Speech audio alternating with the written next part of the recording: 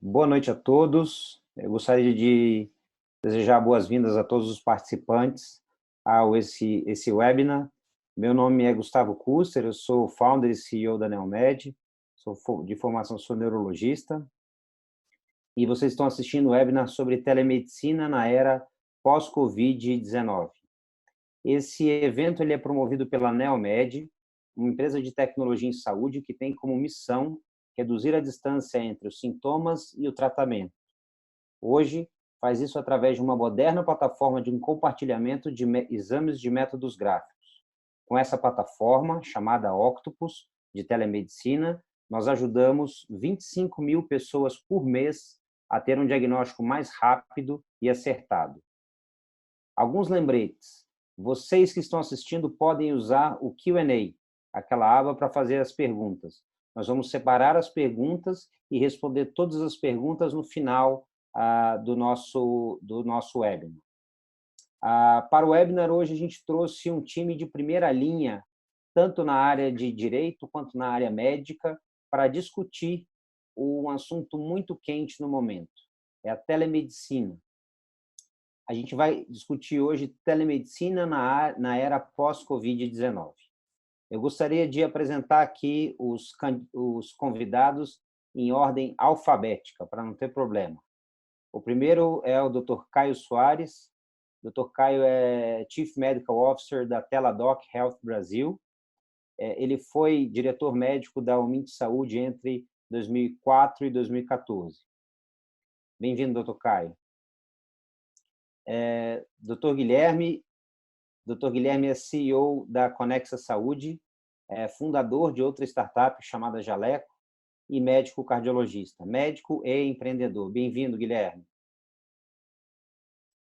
A doutora Renata é advogada, Life Science and Healthcare Senior Associate na Matos Filho, especialista em Direito Médico e mestrado em Saúde Pública pela USP. Bem-vinda, Renata.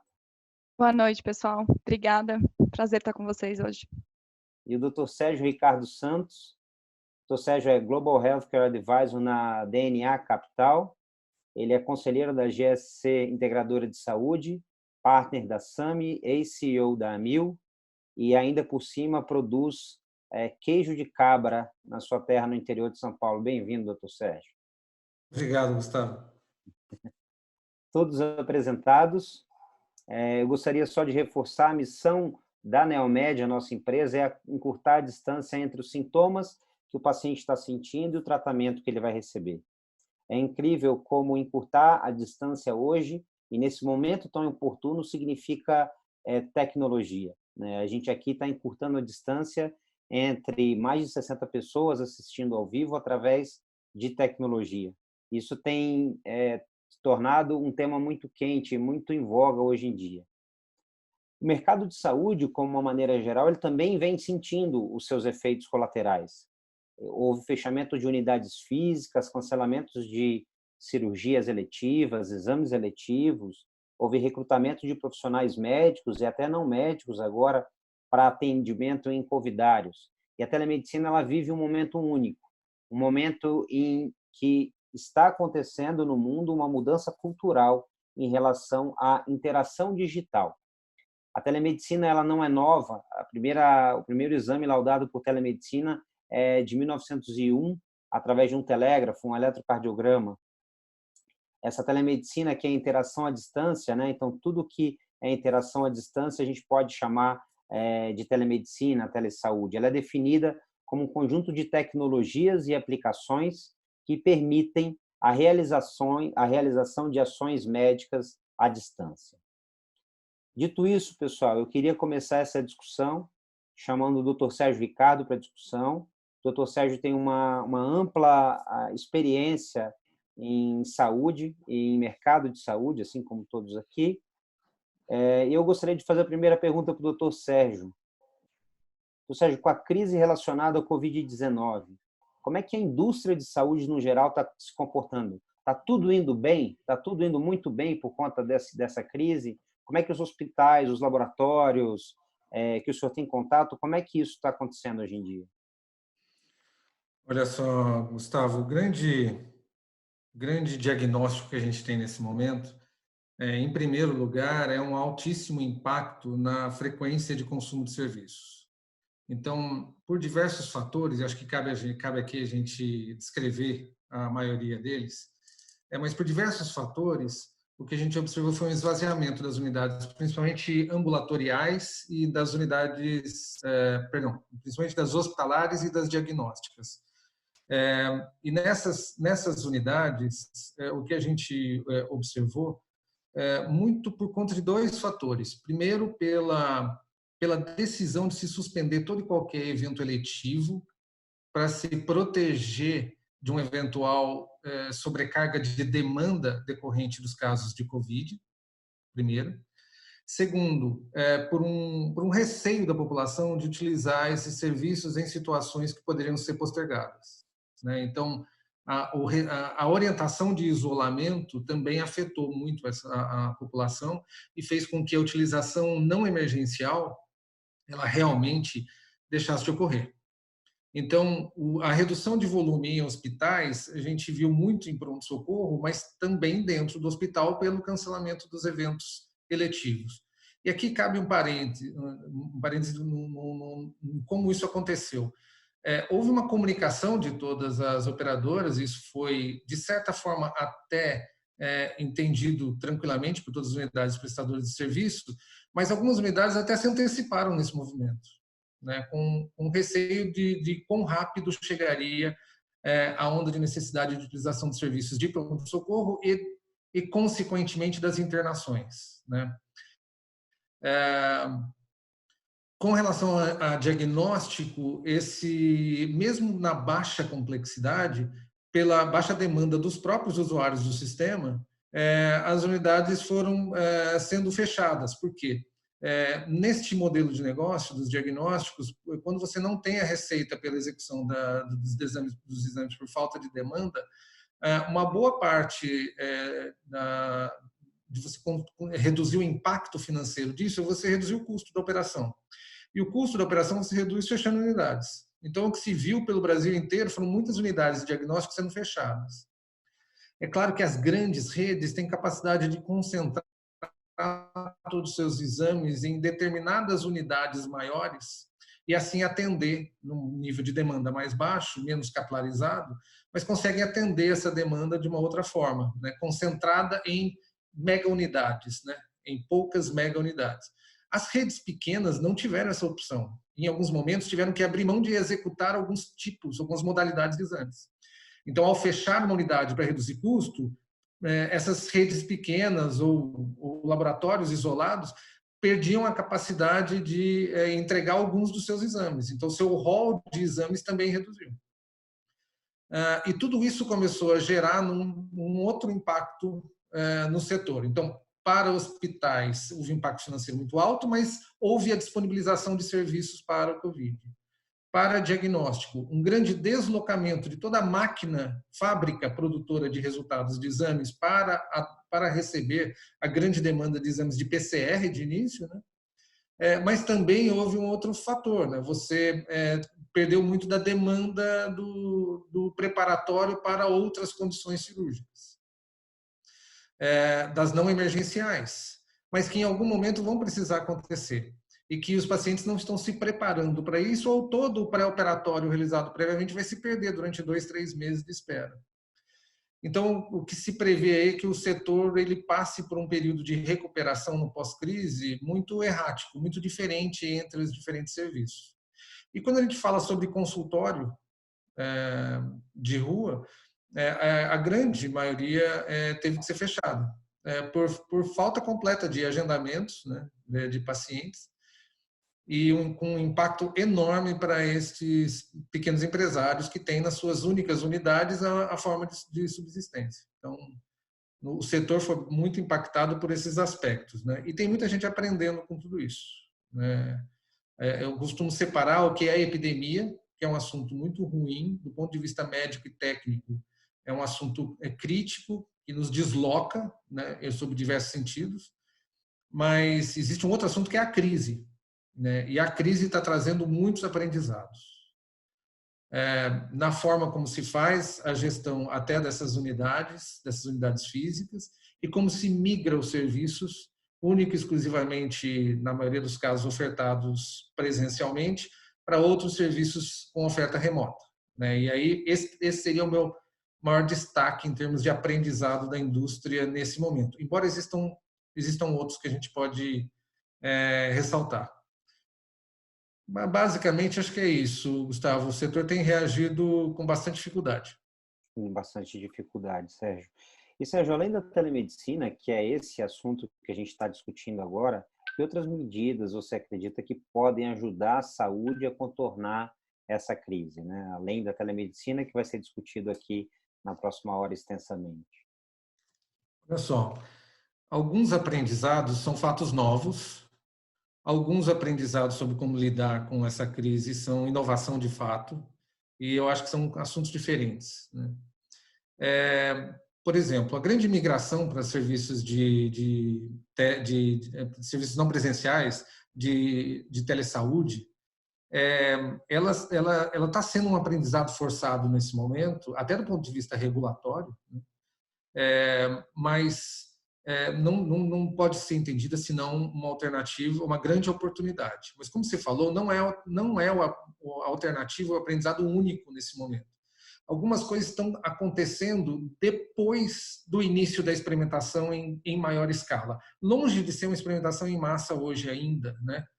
Quisera fosse, né? Mas ainda já é uma experimentação em escala grande, né?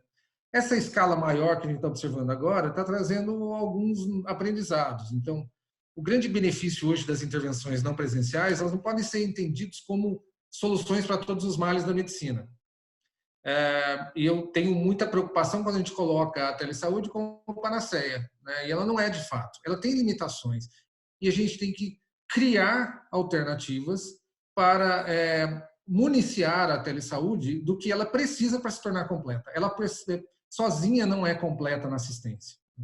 Então, vou dar alguns exemplos aqui para você.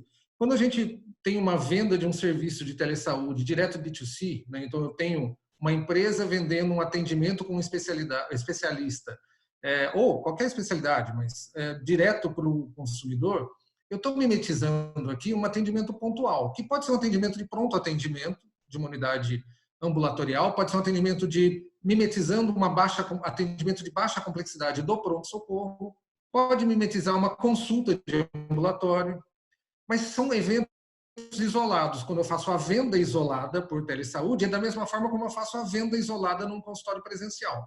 São eventos isolados. Considerando a linha do cuidado no maior tempo possível e amplo, eu vou ter limitações no resultado que eu vou obter após uma única intervenção ou uma intervenção isolada. Eu não vou conseguir obter um tratamento como se eu estivesse comparando com um tratamento sequencial, coordenado, com encontros frequentes com o mesmo profissional.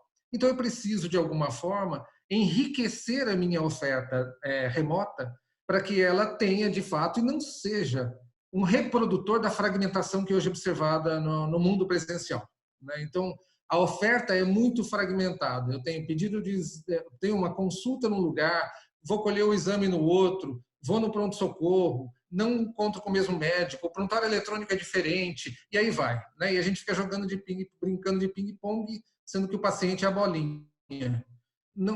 Isso não entrega valor de saúde no longo prazo, né? O que entrega valor de saúde no longo prazo, nós podemos enriquecer a telesaúde para ela também ter como os melhores serviços presenciais conseguem.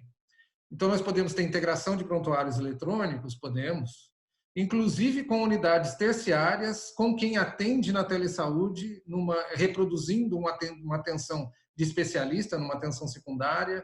Eu posso ter integração, inclusive, com unidades de coleta domiciliar de exames, para fazer a coleta domiciliar, que neste momento de Covid está sendo muito útil, mas fora do Covid pode ser mais ainda, né? Eu não preciso... Está todo mundo se questionando hoje, né? Como era caro fazer coleta domiciliar, né? Mas o Uber está inventado faz bastante tempo já, e agora as empresas estão começando a coletar com o Uber, né? E a gente consegue resolver problemas anteriores, né? Problemas, aliás, atuais, com soluções antigas, né? Entendendo que Uber é uma solução antiga. Então, isso tudo é aprendizado novo frente a um contexto diferente nosso. Tem outros aprendizados novos frente a esse contexto que a gente pode citar. está todo mundo se questionando se precisa tanta unidade física. Exato. A gente precisa ter tanto consultório assim, precisa ter tanta unidade de coleta laboratorial assim. Há necessidade de a gente tê-las, e isso é um ponto de atendimento de demanda de fato, ou são unidades que foram criadas para gerar a demanda, né? São sempre questões que existem hoje nesse mercado. Essas questões são muito trazidas pelas operadoras de saúde, mas hoje em dia os próprios prestadores têm se questionado porque essas unidades muitas vezes não são economicamente viáveis. E para torná-las viáveis, tem muitos se questionando se os serviços que essas unidades prestam não poderiam ser por outra via, por exemplo, como via remota, né? Então, de novo, novos aprendizados para contextos atuais que podem ser utilizados em contextos futuros que são bem diferentes do contexto da crise. E, por último, acho que vale a pena a gente comentar algumas coisas que estão sendo trazidas do ponto de vista de inovação mesmo. Infelizmente, a gente fala sobre inovação quando a gente fala de analytics, né, de análise de dados, ou seja, transformação de dado puro em informação que transforma a assistência. A gente está começando a ver algumas empresas a evoluírem para isso, promovendo integração de níveis assistenciais. Então, maior integração entre dados de pacientes que saem do pronto-socorro, que passam a ser conectados numa plataforma digital para terem teleconsultas à distância e monitoramento de teleconsulta. Esse produto já está sendo vendido no mercado, coisa que não existia antes, mas informações estão sendo capturadas por esse produto e colocadas em algoritmos que estão identificando sinais de risco precoces nesses pacientes de forma automatizada. E alertas estão já estão começando a dar alertas para esses pacientes quando alguma situação de risco mais realmente de risco mais expressivo tá evidente por esse algoritmo. Então, nós estamos conseguindo conectar algumas estratégias de algoritmos de decisão e ação para empoderar os profissionais de saúde numa mudança de rumos, por exemplo. Isso está começando a acontecer já, isso é real, isso não já estamos vendo estimulado pelo Covid, né, neste contexto. Então, concluindo aí, Gustavo, eu entendo como coisas novas e como inovação de fato, tem muito mais coisa para ser dito e para ser compartilhado, mas essa só chamar a atenção até o momento. Obrigado, Sérgio. Excelente contribuição. Falou de tudo que a gente pode fazer. Agora vamos entender um pouco mais de telemedicina. Eu gostaria de convidar o doutor Guilherme para responder a Conexa, para responder algumas perguntas. Guilherme, para poder tangibilizar melhor os efeitos práticos da telemedicina, você poderia compartilhar aí com a gente alguns dados e resultados interessantes da Conexa nos clientes atuais? Como é que vocês mudaram a cabeça? Como é que vocês estão fazendo? Como é que é o dia a dia? Perfeito, obrigado aí, prazer todo mundo aí, boa noite. A questão da telemedicina, a gente é relativamente nova aqui no Brasil, né? Ela não é bem antiga, mas a adoção foi bastante acelerada por conta do coronavírus. A gente já vinha fazendo, já tem 2 anos e pouquinho, a telemedicina aqui, e a gente notou realmente, nessas últimas 3 semanas, um mês, um aumento enorme da utilização e formas que a gente não imaginava de telemedicina acontecerem por conta da situação caótica do coronavírus, né? Então, alguns resultados interessantes, acho que como o Sérgio Cato falou, a telemedicina não é fim, né? É uma ferramenta. Então, sem dúvida nenhuma, ela é uma ferramenta digital que permite um acesso. Nada mais é que você tem hoje acesso a coisas físicas, presenciais, você pode ter acesso também da forma digital. É interessante só que a gente não imaginava, estou falando até fora do âmbito da medicina, a gente não imaginava ter festas de aniversário por videoconferência. Hoje a gente tem, né? Então, assim, é interessante quando você fala festa de aniversário presencial, né? Com a questão do isolamento, você começa a permitir festas de aniversário com mais pessoas presentes do que teria há um tempo atrás. Então, sem dúvida nenhuma, essa adoção, a gente vai aprender coisas novas que não estão descritas na literatura, inclusive lá fora, né? Então, aqui já deixando claro que pode acontecer muita coisa nova que a gente não esperava. Mas a gente tem visto muita utilização da telemedicina no coronavírus, em especial, para a questão do diagnóstico, da triagem de avaliação para ver qual que é o critério de gravidade desse paciente, se ele precisa de fato ir para o pronto-socorro. Então, a aplicabilidade da telemedicina nesse conceito é perfeita.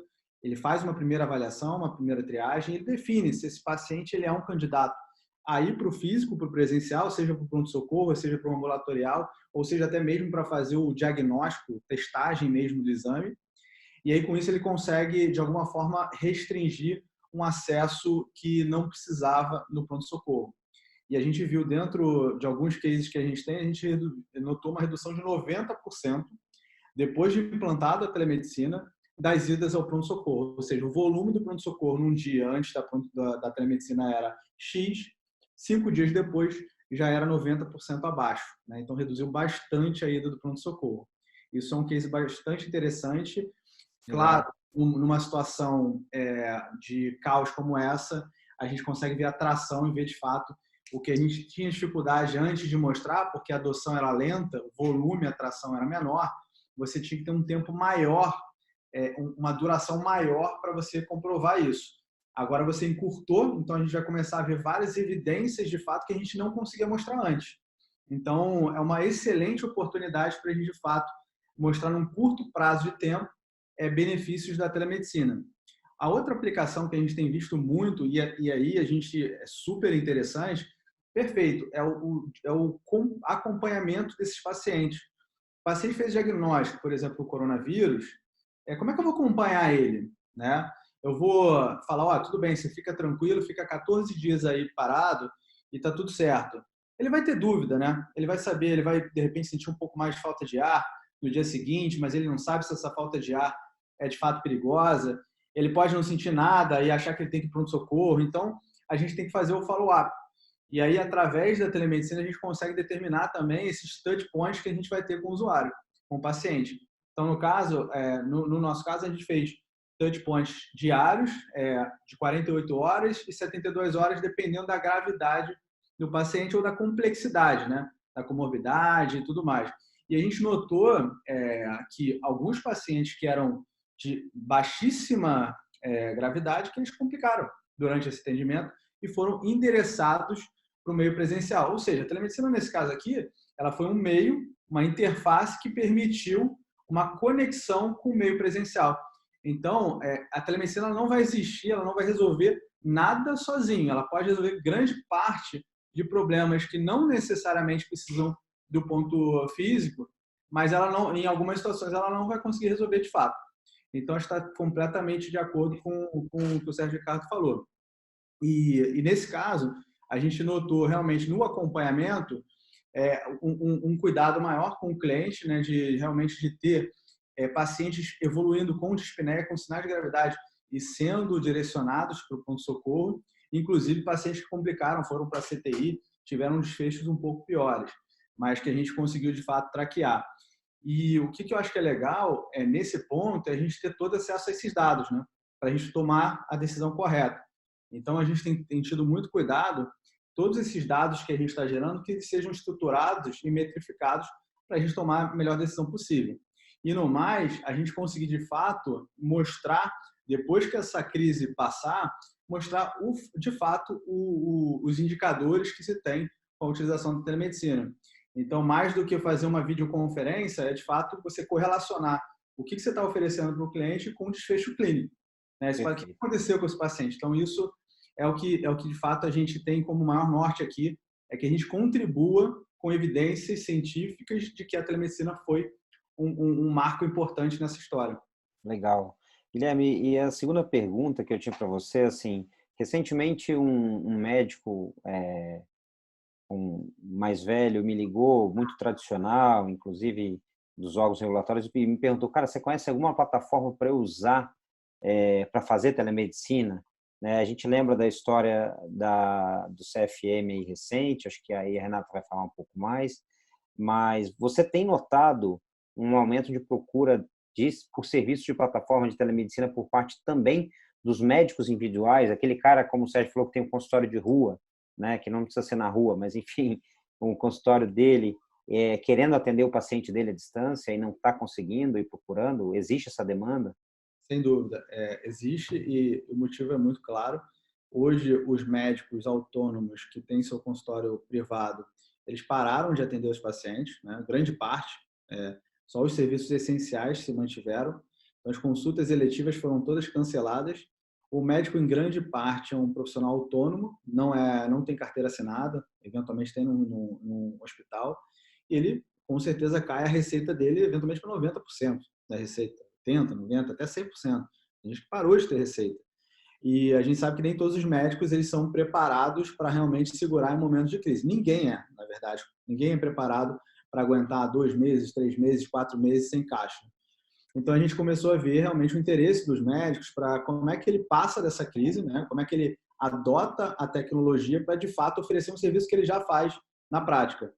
Então, eu acho que essa crise está sendo bastante interessante, não só para oferecer uma ferramenta que o usuário precisa, que o paciente na ponta precisa, e aí, por motivos claros, de fácil acesso, rápida, com uma experiência de uso melhor do que ele tem hoje, mas como também, do outro lado, para o médico, oferecer uma outra ferramenta para ele que, de fato, que ele consiga atender seus pacientes. Então, o que a gente chama muito no empreendedorismo é do efeito de rede, né? Então, você está gerando uma atração para os médicos atenderem por tecnologia e, do outro lado, uma atração para os pacientes receberem o serviço. Nada melhor, então, que você levanta a demanda e a oferta e você casa isso, você vai ter uma atração. Então, sem dúvida nenhuma, a gente está vendo uma atração tanto no sentido da procura de atendimento, como também de oferecer o serviço por telemedicina. Então, hoje, vários médicos procuram, assim, tem vários colegas médicos, todos estão procurando ferramentas, em grande maioria, todos já estão atendendo por telemedicina, ainda não numa forma muito segura, tá? Sem registro do prontuário, sem informação, eventualmente com vídeo, com meeting, mas, assim, todos estão tentando se adequar à realidade que eles têm. Sem dúvida, e algo também que a gente vem pensando em como que a gente consegue também oferecer uma ferramenta para o médico atender com segurança os seus pacientes. Muito bem, Guilherme. Obrigado aí. Muito obrigado pelas respostas. Queria chamar agora o Dr. Caio Soares. Dr. Caio, boa noite novamente. Considerando aí que a Teladoc é uma empresa americana, e nos Estados Unidos existe já um mercado consolidado de telemedicina, como é que você enxerga isso no mercado brasileiro? Como é que vai ser essa curva de adoção, né? Ou melhor ainda, como é que era a curva de adoção antes do Covid e como é que você está enxergando essa curva de adoção pós-Covid aqui no Brasil? Você pode contar um pouquinho para a gente da sua experiência aí? Um prazer, Gustavo. Obrigado. Boa noite a todos. Gostei muito das falas, tanto do Sérgio quanto do Guilherme.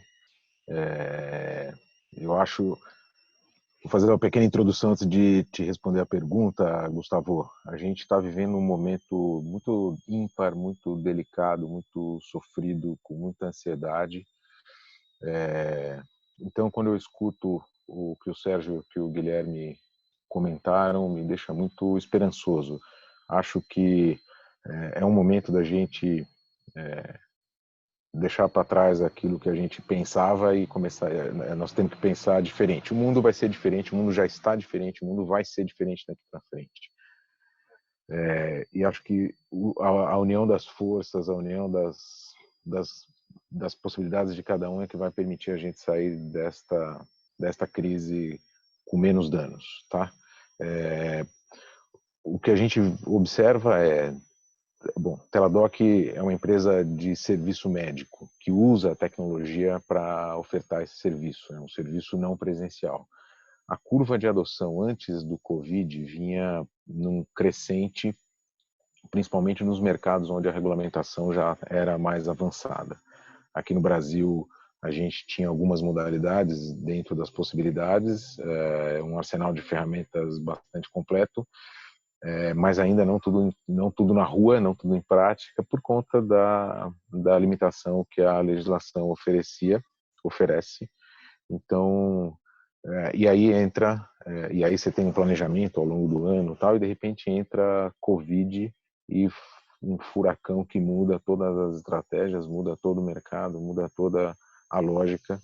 Só para você ter uma ideia, na primeira semana que a gente teve, alguns dias depois do primeiro caso aqui no Brasil, e eu me lembro bem que foi no dia, esse pico de atendimento que a gente teve foi no dia 16 de março, a gente passou de aproximadamente 500 atendimentos médicos por dia para 6.000 atendimentos naquele dia. Então foi uma revolução lá dentro, os clientes, todo mundo desesperado, ligando, a gente aumentou a quantidade de médicos dentro da plataforma em 5 vezes, e na semana seguinte, porque a gente está alinhado com os outros escritórios do mundo, principalmente Estados Unidos e China, a gente botou 200 pessoas em home office em 5 dias. Então foi uma transformação no negócio, foi uma transformação bastante significativa, não foi fácil, não está sendo fácil, e a gente, mas conseguimos passar essa primeira fase, agora a gente está olhando o que vem a seguir. É interessante observar a curva de atendimentos, Gustavo. Os primeiros dias foram 100% de atendimento de pessoas preocupadas com algum sintoma respiratório, de ansiedade e tudo mais. Então era Covid puramente, e assim seguimos por algum tempo. De alguns dias para cá, o que tem acontecido eu não sei te dizer se é porque tem muita informação já, as pessoas acessando bastante informação boa, de qualidade, mas o que tem acontecido agora é que a gente está tendo uma segunda onda de demanda de pacientes também não relacionados ao Covid. Então, acidentes domésticos, doentes crônicos, doenças dermatológicas, todo tipo de patologia e dificuldade que as pessoas estão enfrentando por falta da assistência presencial, que era um hábito, era um costume, independente da demanda ser real ou não, isso não importa nesse momento, mas é interessante observar que a gente mantém o atendimento de pessoas com questões relacionadas ao Covid, mas também vem aumentando a quantidade de pacientes que epidemiologicamente estão ligados a outros fatores, outras causas.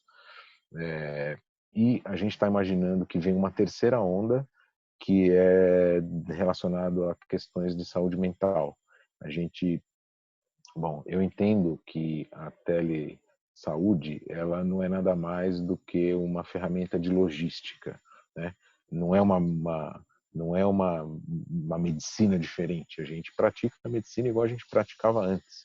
Só que agora a gente tem uma ferramenta que permite um acesso, uma velocidade e uma conexão entre pontos que às vezes ficavam dispersos. Acho que o Sérgio comentou isso no começo da fala dele, e é muito verdadeiro isso. Então, é uma ferramenta de logística que faz aumentar a velocidade de acesso ao ponto certo da cadeia, da jornada do doente. E isso tem acontecido, aqui no Brasil, isso já aconteceu na China, isso já aconteceu e continua acontecendo nos Estados Unidos. É interessante ver que agora a China está entrando na segunda onda e as mudanças epidemiológicas são mais ou menos parecidas com o que a gente está observando agora aqui para a gente. Então a gente está mais paralelo com a China agora do que com os Estados Unidos. Os Estados Unidos estão numa fase mais avançada da primeira onda e a gente está numa fase menos avançada da primeira onda. Então imagino que a demanda por esse tipo de solução, serviço ou atendimento vai ainda crescer para a gente aqui. E o que vai ser depois da crise, porque é importante a gente falar isso, né? Essa crise vai passar, não há dúvida disso, ela vai passar. E o que vai acontecer depois disso muito mais gente, muito mais pessoas, tanto pacientes quanto profissionais da saúde, não só médicos, mas outros profissionais. Hoje de manhã eu recebi uma ligação de um cirurgião bucomaxilo querendo entender como é que poderia usar as ferramentas de telesaúde para prover acesso e serviço aos seus doentes. Então, quanto mais pessoas se familiarizarem com isso, sem dúvida, o pós-crise ou pandemia, nós vamos ter mais gente usando, mais gente ofertando, e isso vai trazer uma transformação brutal no sistema de saúde público e suplementar. Por exemplo, empresas de diagnóstico que dependem da prescrição dos médicos aos seus pacientes para demandarem os seus serviços hoje, com os consultórios, clínicas, todo mundo fechado, eles não têm como receber essa demanda. Então, esse é só um exemplo, né, do impacto que tem a ausência do paciente dentro das clínicas, dentro dos consultórios. Sem dúvida, a gente ainda espera um avanço na legislação. Acho que essa precipitação desse avanço foi forçada pelo corona, então a regulamentação que está em vigor agora e vale durante a epidemia deve ter uma mudança no pós-epidemia, mas nós vamos sair da estaca zero, que é onde a gente estava. Esse Então, é o tópico da Renata, viu? Eu estou curioso para ouvir a Renata falar também, eu ia falar isso, mas eu já estou deixando o gancho, porque é um assunto que vale a pena ouvir o especialista e você montou esse painel com muito cuidado, parabéns.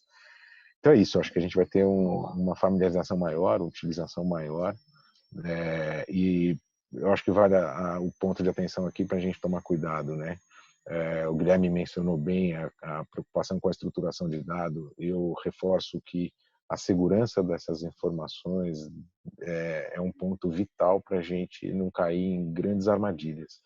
Estou falando em termos de prestador de serviço, estou falando em termos de paciente, estou falando em termos do médico, então o médico fazendo consulta por Zoom, por WhatsApp e tal. Eu acho que no momento situações dramáticas merecem respostas dramáticas, mas a gente tem que tomar cuidado que isso pode ser perigoso, e acho que vale a pena essa atenção às ferramentas bem estruturadas, bem montadas, com segurança, e o principal que está por trás disso tudo é a qualidade do profissional que está fazendo o atendimento ou triagem, ou seja lá que serviço for. Porque a medicina é a mesma, né? Independente se tele ou não, a medicina é medicina, né? Você tem que estudar medicina, tem que fazer medicina. É isso. Para poder atender por telemedicina, você precisa ser médico, né? Esse é um dos requisitos aí, né? É interessante como a cabeça dos pacientes também tem mudado, né? Hoje eu recebi uma ligação de um pronto-socorro, onde tinha um paciente que queria ser atendido por mim, mas ele não queria ficar internado. Ele estava com uma neurite óptica, ou seja, não estava enxergando do olho direito. Parou de enxergar e falou, cara, dá para fazer alguma coisa ambulatorial? Eu não quero ficar internado, eu estou com medo de ficar internado. Então, tem uma série de mudanças aí culturais que estão acontecendo, que vão mudar bastante, eu acho, impactar de forma relevante o sistema de saúde. Mas a minha próxima pergunta, acho que você já respondeu até com a sua primeira resposta, quais são os próximos passos da Teladoc no Brasil e qual foi o impacto dessa crise no planejamento que vocês tinham, né?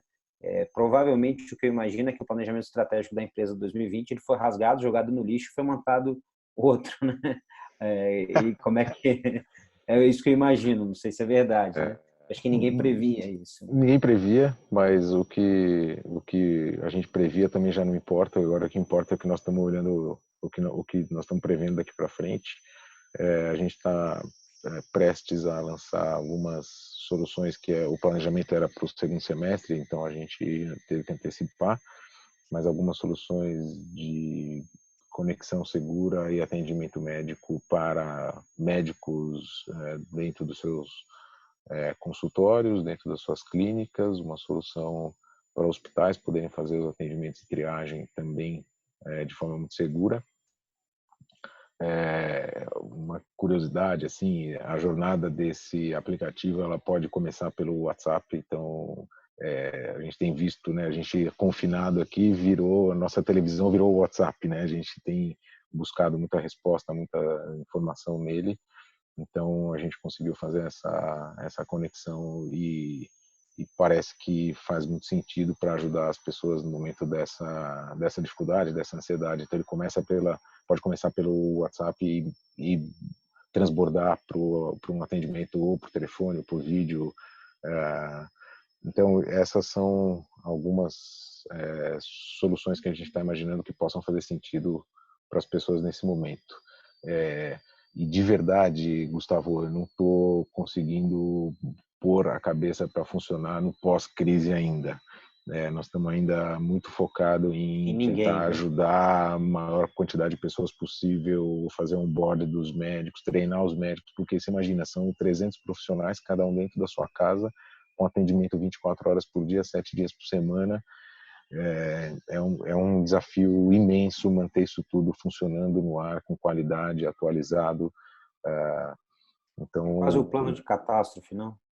não, é um plano de catástrofe, né? Eu não sei se você sabe, eu sou especializado em gestão de catástrofes, de fato. Fui para os Estados Unidos estudar isso em 2011 e quando essa crise começou, quando a OMS decretou a pandemia, alguns dias antes disso a gente já tinha instalado o plano de crise, né, tanto na Teladoc quanto na escola dos meus filhos, a gente instalou um plano de crise, porque a gente tem mais demanda. A definição de catástrofe é exatamente essa: você tem mais demanda do que recurso suficiente para atender aquela população. E aí você tem alguns passos importantes para dar, uma linha de comando única, você tem uma série de situações e ferramentas para usar nesse momento. E é o que nós estamos vivendo agora. Nós estamos no começo dela, já não tão no começo, mas a gente ainda está no começo. A gente ainda vai ter algumas semanas aí, talvez meses de crise profunda, e daí depois a gente consegue tirar o nariz para fora e sobreviver e olhar para o que vem, como é que vai estar o mercado e aí sim caminhar para 2021. Muito bem, Caio, obrigado. Talvez esse seja um ano implanejável, né? Essa que é a história. Obrigado. Bom, pessoal, até aqui a gente já falou um pouquinho do mercado de saúde com o Dr. Sérgio Ricardo. O Guilherme deu aí muito esclarecimento sobre telemedicina aqui no Brasil, o que a Conexa vem fazendo. O Caio contou para a gente o que a Teladoc está fazendo hoje no Brasil, como é que ele vê. Vocês podem fazer perguntas através do Q&A que tem o Q&A, né, que tem no Zoom. Vocês fiquem à vontade para fazer perguntas, a gente vai responder tudo no fim. Agora vamos para um assunto mais polêmico, né? A doutora Renata, advogada, a gente vai falar um pouquinho de regulação, CFM, os mais difíceis, né? Divertidos, né? Os mais divertidos, exatamente. Renata, vamos lá. Em termos de regulação, qual que é a sua visão em relação ao projeto de lei aprovado no Senado? Acho que seria legal falar um pouquinho o que rolou no CFM aí o ano passado, rolou e depois deixou de rolar, né? E como é que foi essa aprovação no Senado aí? É rápida e o que você acha desse texto? Legal. Bom, boa noite para todo mundo que nos escuta, né, que está conosco hoje. Boa noite também para os meus colegas aqui de painel, Gustavo, Luigi, o Diego, né, que também estão aqui conosco ajudando na interação. Eu acho que em meio a tantas incertezas, né, tantas dúvidas que a gente tem aí de como vai ser esse futuro do país e do mundo, né, em geral, acho que uma certeza que fica é que a tecnologia ela vai ter um papel absurdo, assim, na forma com que a gente vai enfrentar essa crise, né? E acho que no setor de saúde, essa intervenção da tecnologia vai acontecer de uma forma exponencial, especialmente quando a gente fala agora mais especificamente da telemedicina. Então, para mim, que acho que eu acompanho esse tema já tem uns 10 anos, bons 10 anos, é um consolo no meio de tanta notícia ruim a gente conseguir ter esse tipo de decisão que permite a utilização, o real potencial, eu acho que a telemedicina tem aqui no Brasil. Eu acho que, dando um pouco um passo para trás, né, em relação ao que a gente tinha até 2 semanas atrás, a gente tinha regulações específicas do Conselho Federal de Medicina, né, uma resolução específica sobre telemedicina, que é uma resolução de 2002, na época que nem o iPhone estava inventado ainda, ou seja, uma regulação que não, na minha opinião, né, não reflete a evolução técnica e as funcionalidades que a gente pode oferecer hoje, porque ela basicamente permite a telemedicina entre médicos, né? A gente tinha outras 2 resoluções, uma sobre teleradiologia, outra sobre telepatologia também, especificamente para a interação entre médicos. E também tem, né, ainda uma redação no Código de Ética Médica, que foi, inclusive, revisto há pouco tempo, né, foi revisto em 2018, entrou em vigência no ano passado, e era uma esperança que a gente tinha de que isso já fosse ser alterado naquela época, mas não foi, no sentido de que você não pode fazer o diagnóstico à distância do paciente, você não pode prescrever tratamento sem o exame direto ou prescrever através de meios de comunicação em massa. Então, eles só mudaram ali o trecho de lugar, fizeram uma pegadinha com a gente, mas, enfim, o status que a gente tinha até então era esse status, né? Uma resolução e regras do Conselho Federal de Medicina que não, acho que permitiam todo o potencial que a telemedicina pode ter, especialmente num país como o Brasil, em que as diferenças sociais e econômicas são tão grandes de uma região para outra, né? A gente também tinha, acho que falando de telesaúde em geral, outros conselhos que já tinham de alguma forma regulamentado, né, essas interações através do uso de tecnologia, mas era uma coisa muito tímida, né? Eu acho que até um pouco porque as pessoas estavam acostumadas com aquele status quo e talvez até, acho que tenha faltado um pouco de organização da própria sociedade em relação a pedir por esse tipo de mudança e esse tipo de regulação que desse a segurança jurídica que os players precisam para colocar esse tipo de serviço no mercado, né?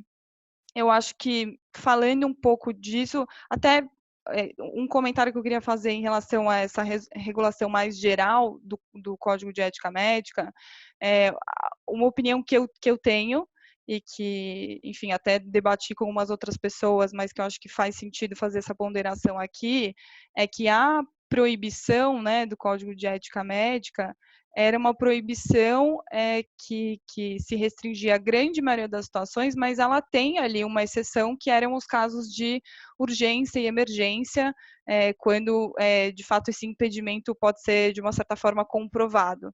E daí eu acho que mesmo que a gente não tivesse essas regulações mais recentes, né, a portaria do Ministério da Saúde e esse projeto de lei aí que foi aprovado e está para ser sancionado, eu acho que a gente já teria bons argumentos no sentido de que a telemedicina deveria ser utilizada e deveria ser operada, porque a gente se encontra claramente numa situação de emergência, inclusive emergência de saúde pública, decretada por uma portaria do próprio Ministério da Saúde, né? Então, claro que é bom a gente ter essas regulações mais recentes, porque elas nos dão uma previsibilidade, nos dão uma segurança que o setor já estava querendo há algum tempo, mas mesmo que nada disso tivesse vindo, mesmo que o CFM não tivesse mandado aquele ofício lá para o Ministério da Saúde, eu acho que a gente teria bons argumentos, especialmente considerando um fator, o fator de que a gente tem utilizado a medida de distanciamento social e de isolamento como uma medida sanitária, né, para enfrentamento da Covid-19. É uma medida controversa sobre alguns aspectos, mas claramente a gente tinha aí orientações sanitárias, né, das autoridades brasileiras no sentido de não sair na rua, de não, enfim, de diminuir o máximo possível esse tipo de atividade externa. Falando um pouco do PL, eu anotei algumas coisas aqui, porque senão eu vou ficar, tipo, 2 horas falando sobre isso. Acho que falando um pouco do PL, é um PL que, pegando, acho que um pouco o gancho no que o Caio falou, ele veio um pouco na marra, né, assim... Renata, traduz para a gente o que é PL aí. PL é o projeto de lei 696 de 2020, projeto da deputada Adriana Ventura, do Partido Novo. Ele veio um pouco, como eu disse, um pouco na marra, né?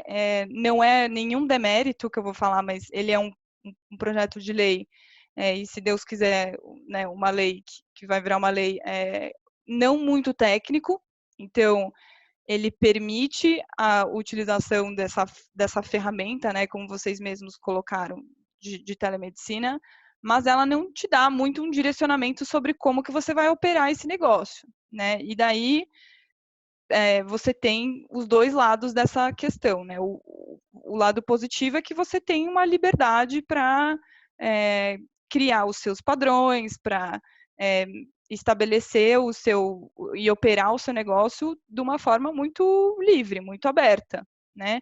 E o risco disso é que você pode ter uma interpretação diversa de autoridades sanitárias ou autoridades de saúde, no sentido de que você não tomou todas as medidas necessárias para garantir aquele atendimento, para garantir a segurança das informações e assim por diante.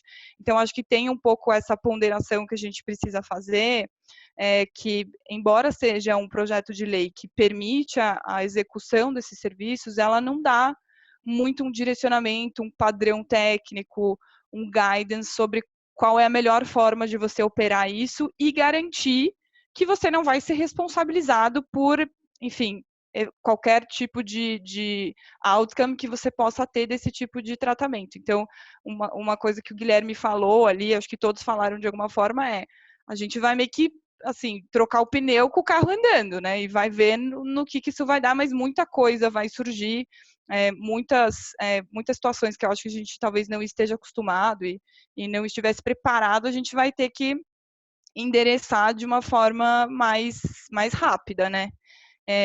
Eu acho que nesse aspecto também tem um outro ponto que eu gostaria de colocar, que é a gente precisa, enquanto ecossistema, né, players que estão envolvidos nessa nova forma aí de prestar serviço de saúde, assistência à saúde, a gente precisa utilizar esse momento e operar de uma forma responsável, né, para que lá na frente a gente não tenha algum tipo de questionamento, tipo, viu, ó, a gente liberou, a gente deu liberdade para as pessoas fazerem, mas eles não souberam fazer, colocaram os pacientes em risco, enfim, vazamento de dados, poderia pensar numa série de questões aqui que poderiam ser colocadas depois. Então, acho que por mais que a gente não tenha os parâmetros, a gente precisa ter em mente que esse é um negócio novo e que a gente precisa operar isso da forma mais responsável possível. Tanto, perdão, do ponto de vista de segurança das informações que vão ser trocadas, armazenamento dessas informações, posterior tratamento com LGPD, sem LGPD, como que a gente vai ser transparente com o paciente para que ele consinta de uma forma livre e esclarecida com essa nova forma de atendimento e de tratamento, eventualmente quais são os treinamentos, eu não sou médica, mas eu fico pensando que, por mais que seja a mesma medicina, talvez tenham situações e nuances ali que os próprios profissionais médicos precisam aprender a lidar para saber até o limite, até onde eles podem ir com esse tipo de serviço, né? Assim, até isso aqui eu consigo resolver. Quando que eu preciso mandar para o mundo offline, né? Como que eu vou interagir com essa pessoa? Quanto tempo isso vai durar, né? Quanto tempo esse tipo de interação vai durar? Então, acho que tem essas questões aí que a gente vai conseguir, sem dúvida nenhuma, resolver, mas eu acho que a gente precisa ter muito em mente o quanto essa chance que a gente está tendo precisa ser utilizada como uma oportunidade para, de fato, poder mostrar tanto para os órgãos reguladores quanto para os pacientes que nunca tiveram acesso a esse tipo de solução, o quanto ela pode ser benéfica, o quanto ela pode ser segura e o quanto a gente pode, enfim, ter de flexibilização em relação a determinadas regras que a gente tinha no passado e que não fazem mais sentido, né? Que a gente pode lidar de uma forma mais aberta, mais liberal e acho que empoderando, de fato, a pessoa que realmente importa, que é o paciente, né? Exato. Renata, isso já liga muito à minha próxima pergunta, que é qual a sua opinião no cenário pós-Covid, né? Então, assim, do ponto de vista regulatório, o que você acha que vai acontecer, né? Você já falou dos riscos, né? Que se tem de fazer uma boa telemedicina, né? De ter um bom treinamento dos profissionais, de ter plataforma que seja adequada à LGPD e todas as coisas. Mas do ponto de vista regulatório, com todo esse apelo que a gente está tendo agora, o que a gente está vendo é uma grande quantidade de, eu vou chamar assim, de cowboys, né? Então, empresas que surgem com FaceTime, WhatsApp, aí é a empresa de telemedicina do doutor X ou Y, né? Esse cara tá fazendo Covid para lá, Covid para cá, e agora está tudo bem, está tudo permitido, né? Como é que isso fica depois, né? Como é que isso vai voltar, né? Isso vai ser tudo perdoado, né? Essa é a pergunta, né? Será que isso vai ser aquele período em que se perdoa tudo e está tudo bem, e depois a gente vai ter... Qual que é a sua opinião sobre isso do ponto de vista regulatório? Nós Eu acho que temos mais 5 minutos, tá, Renato? Só para a claro. gente... Eu acho que em relação ao futuro, em termos de regulação, eu sou esperançosa. Eu acho que a gente precisa ter em mente que a crise que a gente está vivendo é uma crise diferente de qualquer outra que a gente já tenha vivido, né? Não é uma crise financeira, não é uma crise institucional, é uma crise de saúde pública, em que a grande maioria das pessoas do mundo nunca se deparou com a situação que a gente está vivendo. Então, é sempre difícil você prever qual vai ser o comportamento das pessoas e qual vai ser o impacto que isso vai ter no longo prazo, tanto do ponto de vista regulatório quanto do ponto de vista de social mesmo, né? Como que as pessoas vão se comportar. Eu sou muito esperançosa, claro que sempre com esse disclaimer de que a gente utiliza essa oportunidade de uma forma positiva, né, de uma forma responsável para, de fato, eventualmente dar a segurança que os órgãos reguladores não tinham até o momento para permitir que esse tipo de serviço seja prestado de uma forma mais ampla, e até ver isso como uma extensão do direito à saúde, né? Pô, o direito à saúde é um direito constitucional garantido desde 1988. Muita gente nunca viu um médico na vida, né? E eu acho que essa pode ser uma oportunidade para a gente mostrar o quanto que isso pode ser utilizado e incluído no conceito que a gente tem, né, de direito à saúde, de assistência à saúde em geral. É claro que eu acho que em termos de regulação, o CFM espero, né, que se posicione aí de uma forma técnica, né, não no sentido de estabelecer requisitos ou, enfim, padrões que não são reais, que não podem ser implementados, mas no sentido de dar a segurança que os médicos precisam ter para operar nesse tipo de plataforma. E eu também esperaria outras regulações que são importantes e que são relevantes para que a gente consiga estender e ampliar cada vez mais a utilização dessa ferramenta. Então, por exemplo, a questão das prescrições digitais, né, que a gente viu ali um detalhe ou outro no projeto de lei, na portaria 467 de 2020, mas que ali é um caso, por exemplo, que a gente está vendo que você tem uma flexibilização, né, porque a segurança dessa informação, alguns podem dizer que se você tem relativamente um risco, porque a utilização da ferramenta ali para garantir que aquele texto é autêntico não é exatamente a que estava sendo utilizada até o passado super recente, né, que era a chave que foi estabelecida pela medida provisória.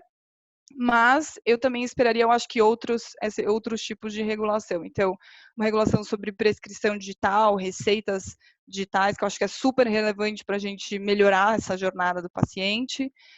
E do ponto de vista de Anvisa, né, eu esperaria também uma regulação específica e atualizada em relação a softwares que são utilizados no contexto de saúde. Essa é uma discussão que já está acontecendo na Anvisa desde o final do ano passado.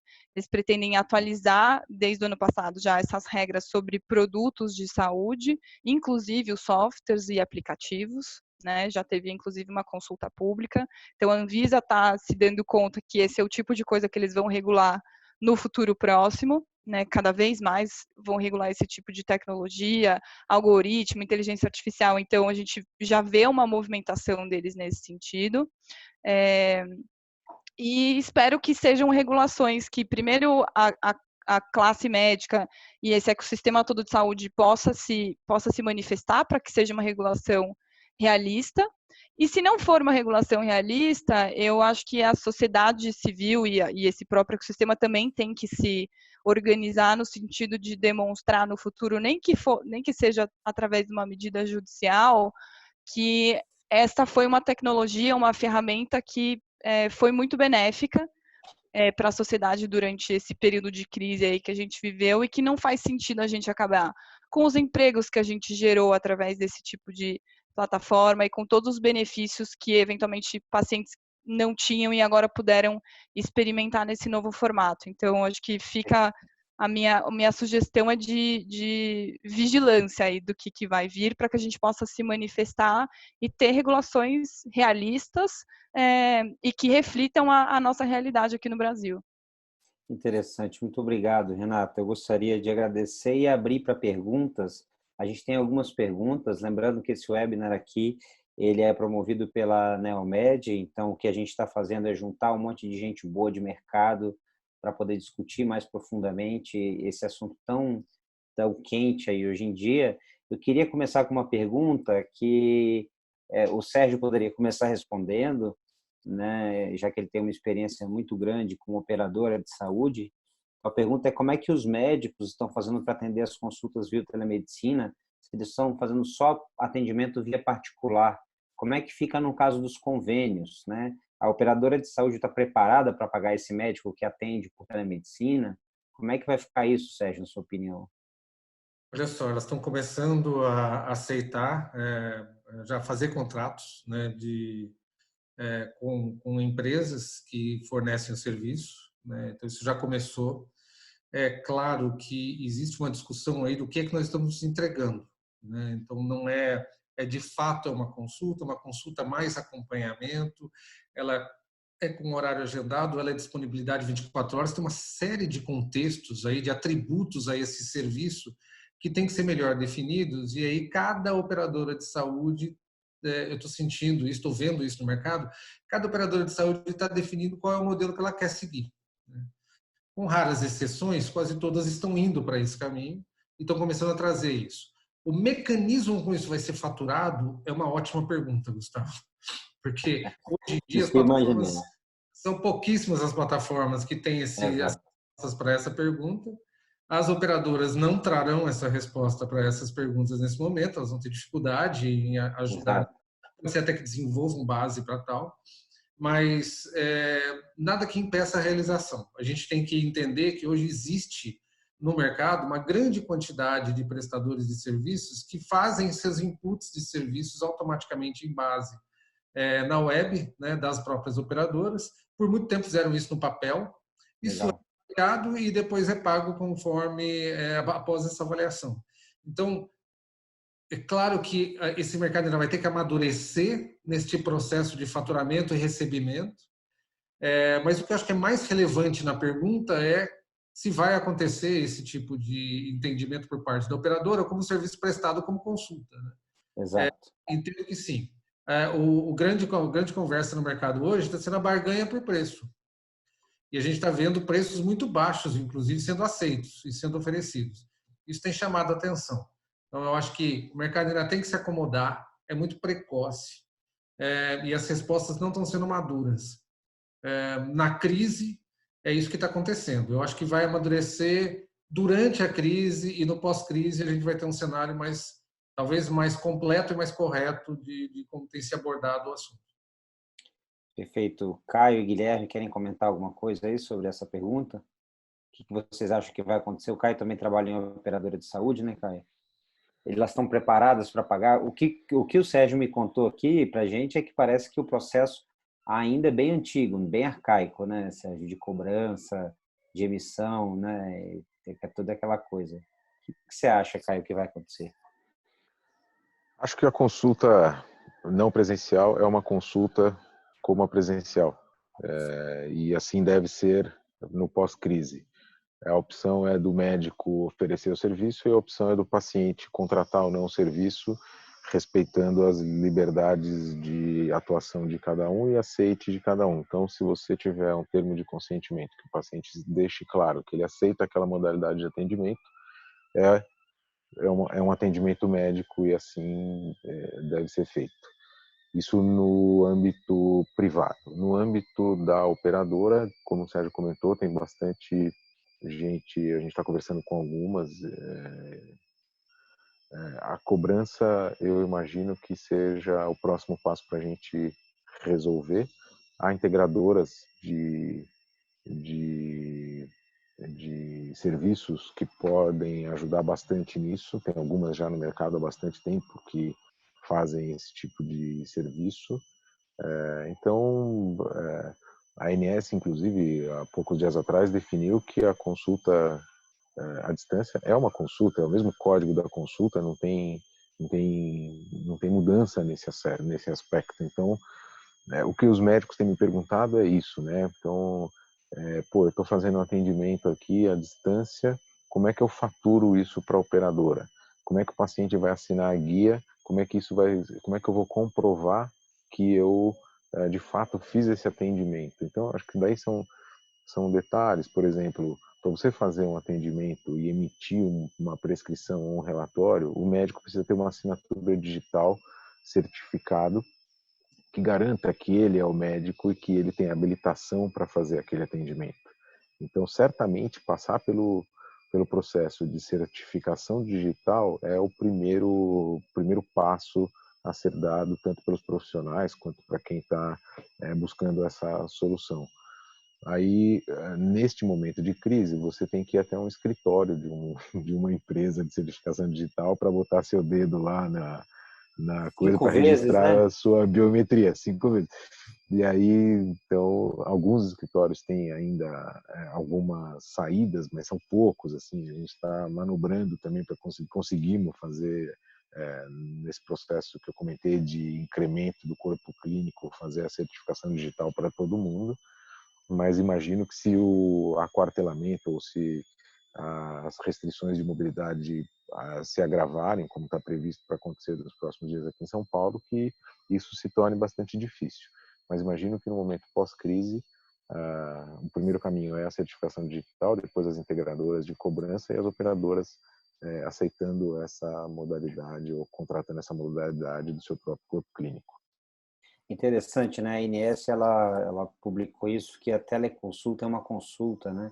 A gente viu isso no telelaudo, né? Há, sei lá, alguns anos atrás, 8 anos atrás, o ADUS determinou que um telelaudo era um laudo. Hoje a ANEEL faz 25 mil laudos por mês. São laudos. Não sei, não precisa dizer que é telelaudo, se é laudo presencial, é um laudo, né? Acho que a coisa vai muito na linha aí, a teleconsulta vai muito nessa linha, né? Você tem alguma opinião, Guilherme? Você abriu o microfone aí. Acho que vale a pena até ressaltar, o que a gente tem notado é que as operadoras ainda, assim, eu acho que o modelo de cobrança, ele não vai ser muito diferente do modelo de cobrança presencial. É claro que a gente sabe que já tem alguns sistemas automatizados.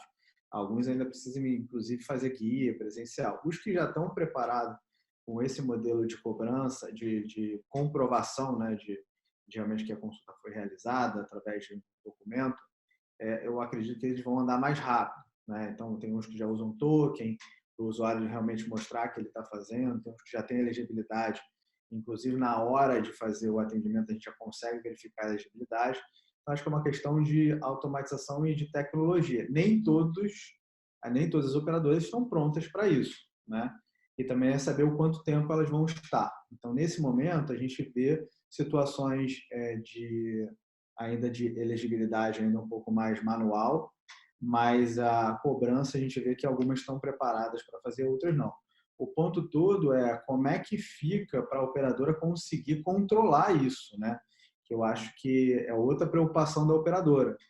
Porque se ela abre para todo mundo, vamos dizer assim, o volume pode ser absurdo e aí a operadora pode não conseguir aguentar. Então, acho que a operadora agora está fazendo opções para ver por onde ela começa.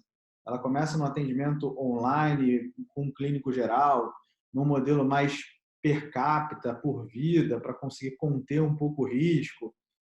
Então, se for consulta eletiva, começa por alguma especialidade, abre todas. Então, acho que é um pouco de incógnita ainda, porque está todo mundo com receio de não aguentar a demanda que vai vir, né?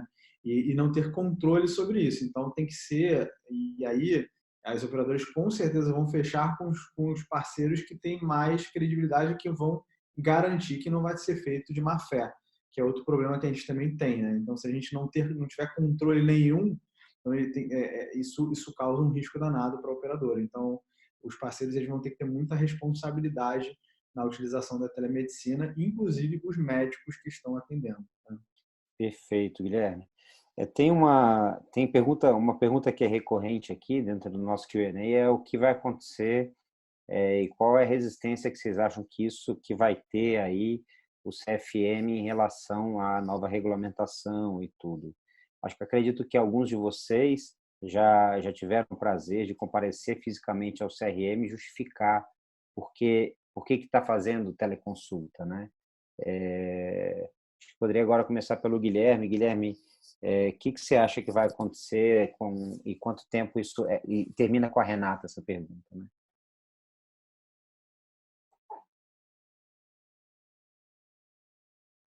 Guilherme, deixa eu, acho que ele...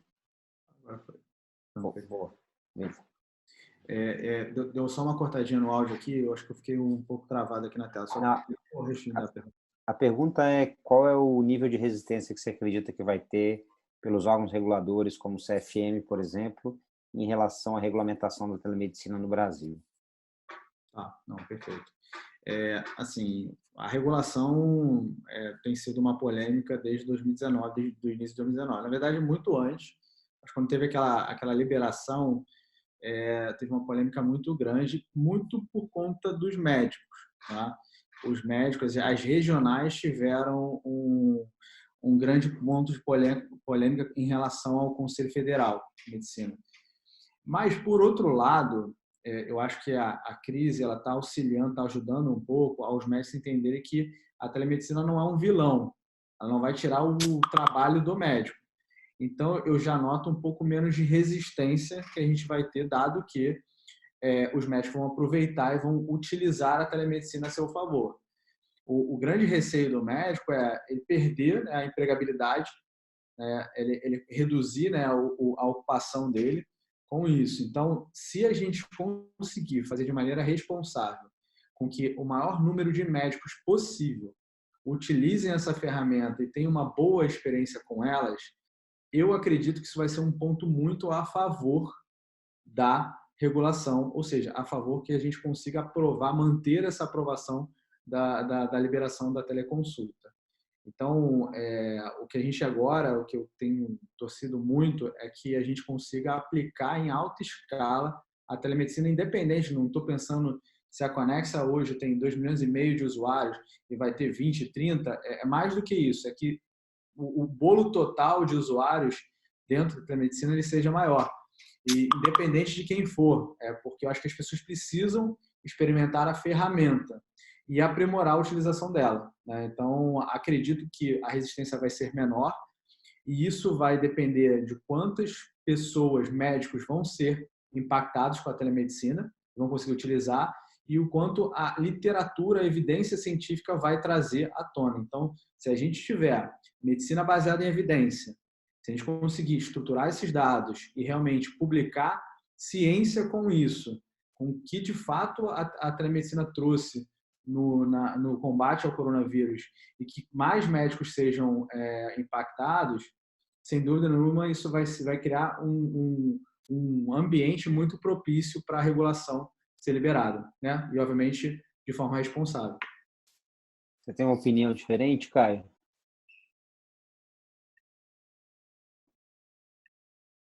Você tá no mudo. Agora eu tirei do mudo. Boa.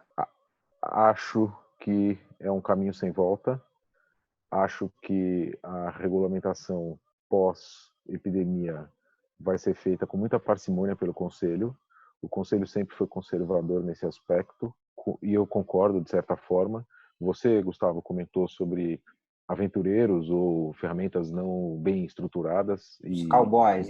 Os cowboys, você usou esse termo. E isso é um temor que eu pessoalmente tenho da gente banalizar algo tão sério, tão importante e tão complexo. Não é uma ferramenta, não é abrir um WhatsApp, anotar num caderno e depois mandar essa anotação, uma foto para o paciente. Isso não é uma consulta, isso não é uma triagem, isso não é telemedicina, isso não é telesaúde.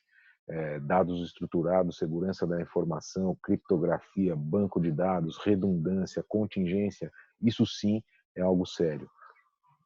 Mas isso é uma ferramenta de apoio ao bom profissional. O bom médico, você prestar um bom atendimento em saúde, não depende dessa ferramenta. Então, o conselho, eu acho que ele tem que ser conservador de alguma maneira para evitar tanto os cowboys quanto essa distorção que possa haver do paciente não conseguir interpretar o que é de fato qualidade nesse atendimento, o que é uma ferramenta confiável, quem é um profissional confiável. Então, tentando resumir aqui, porque eu sei que nós estamos adiantados já da hora, né, Gustavo? sim, é uma ferramenta que veio para ficar, uma modalidade de atendimento que veio para ficar. A regulamentação que eu espero, que eu imagino, não é que eu espero, mas que eu imagino que vai acontecer pós-epidemia, é uma regulamentação ainda restritiva, menos restritiva do que aquela do dia 7 de fevereiro de 2018, mas ainda restritiva, e assim, conforme a sociedade vai se adaptando a essa nova modalidade, haverá flexibilização e maior possibilidades de se fazer isso para um contingente maior de pessoas. Mas não espero que seja uma festa de liberação e de flexibilidade que o Conselho Federal de Medicina vai soltar no pós-crise, não. O que você acha, Sérgio? Eu concordo com a visão do conservadorismo. Eu acho que o que vai guiar a atitude do Conselho daqui para frente vai ser esse conservadorismo, é uma expectativa. Acho que isso não deve mudar muito. Até porque tem 2 pontos aqui, acho que muito importantes, e um ponto novo adicional a tudo isso. 2 pontos importantes. Primeiro, o que sempre se justificou é que o atendimento não presencial ele era um atendimento de risco pela ausência do exame físico. Isso não mudou. Então, ou a gente gera ciência e conhecimento neste momento de que a ausência do exame físico, em situações bem definidas, não interfere na conduta do profissional, num contexto mais amplo do que foi colocado no passado, né? Então, se você tiver essa evidência técnica, como foi comentado pelo Guilherme, eu acho que você pode trazer um assunto novo, né? Embora essas evidências elas já existam em outros mercados, né? Eu me lembro de receber a edição comemorativa de 18 anos, de aniversário de 18 anos da revista Telemedicine Health. E no mesmo mês a gente estava discutindo se a gente ia ter ou não uma regulamentação brasileira. Isso já faz alguns anos. Então, assim, evidências sobre os benefícios disso já existem. São bem interessantes, por sinal, a gente debruçar sobre eles, até que ponto eles não são reprodutíveis no cenário brasileiro. Esse é o primeiro contexto. Segundo contexto, por que foi dito não reiteradas vezes? Por pressão política. É uma pressão política que nasceu muito da classe médica, né? Eu acho que essa pressão vai mudar, em sentido oposto. E aí a gente pode ter uma mudança da postura conservadora até certo ponto. Eu concordo com o que o Caio comentou, nada muito radical na mudança, por conta de uma mudança de postura da classe médica. Pode acontecer. É uma hipótese. E o terceiro ponto que eu acho que é novo nessa história, vai haver muita pressão da sociedade.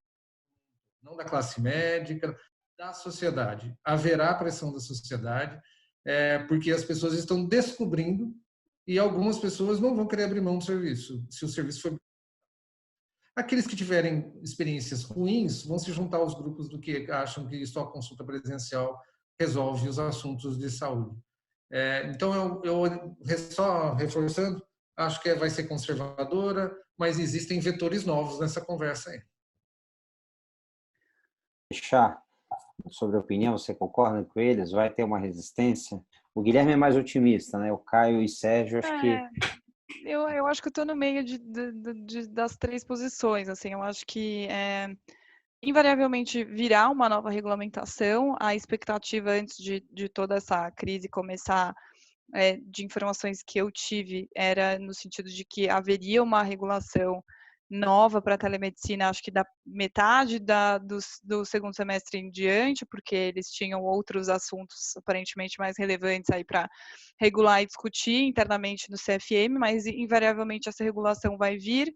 Acho que concordo em relação ao fato de que vai ser uma regulação conservadora, como o Conselho e enfim, maior ou menor medida, talvez eles, em alguma situação, tenham que pesa a caneta, né? Porque eles precisam sempre pesar os riscos e os benefícios, e acho que sempre vai ter um pouco desse conservadorismo no sentido de proteger, de uma certa forma, a classe médica, mas eu concordo muito com esses outros pontos novos, né? A gente tem outros fatores, a gente tem outras experiências, e a gente tem cada vez mais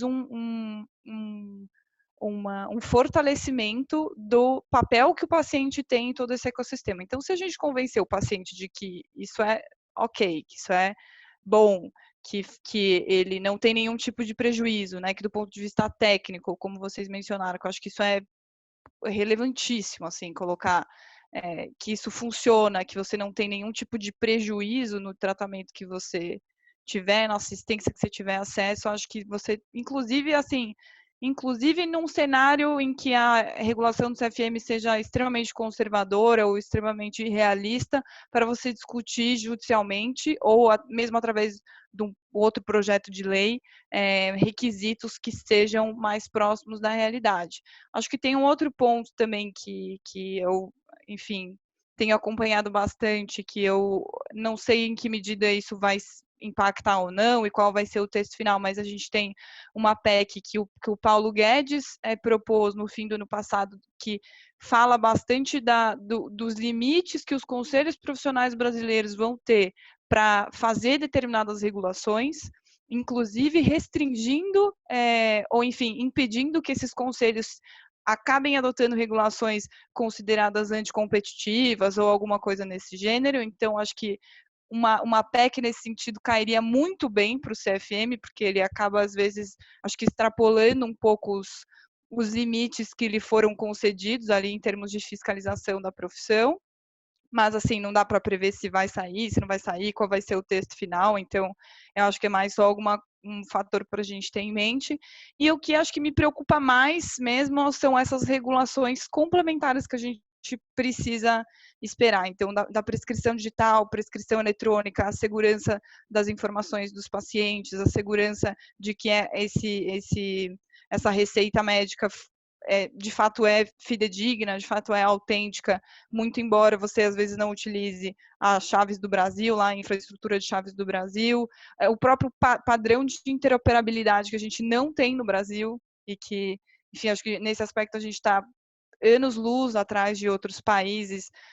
Nos Estados Unidos, por exemplo, esse ano a discussão, e acho que eles até decidiram há pouco tempo aí, a discussão era como a gente vai penalizar as entidades que não tornam o dado interoperável. Claro que desde que você cumpra lá determinados requisitos e observe o consentimento do paciente, mas aqui no Brasil a gente está muito distante disso, porque acho que nenhum padrão de interoperabilidade concreto e seguido pelos players a gente tem. Então, acho que telemedicina vai acontecer, vai sair, acho que até o CFM já aceitou isso, mas acho que a gente tem que ficar vigilante em relação a essas outras regulações incidentais que podem prejudicar ou não o avanço desse formato de tecnologia aqui no Brasil. Estaremos vigilantes, doutora. Obrigado. Pessoal, eu acho que fica cada vez mais claro aqui que esse assunto telemedicina é um assunto super quente, de interesse de todos. Uma prova disso é que tivemos aqui 100 pessoas online discutindo e pessoas de alto nível aqui discutindo esse bate-papo, que eu acho que não acaba aqui. Essa é uma discussão viva, né? Onde as coisas mudam e é onde existe uma transformação muito maior do que digital, uma transformação cultural nessa sociedade que a gente vive, né? E a gente está inserido exatamente nesse momento, que é um momento de chama Strategic Inflection Point, né? Um ponto de inflexão estratégica, eu acho que é aí da sociedade enquanto todos. Eu gostaria de agradecer, então, ao Dr. Caio, ao Dr. Guilherme, ao Dr. Sérgio, à doutora Renata pelo bate-papo de hoje. Obrigado a todos os participantes e a todos que ficaram com a gente até às 8h25 da noite dessa quarta-feira. Muito obrigado a todos e boa noite. Obrigada, pessoal. Um prazer. Obrigado, Gustavo, pelo convite. Tchau, obrigado. Tchau, tchau.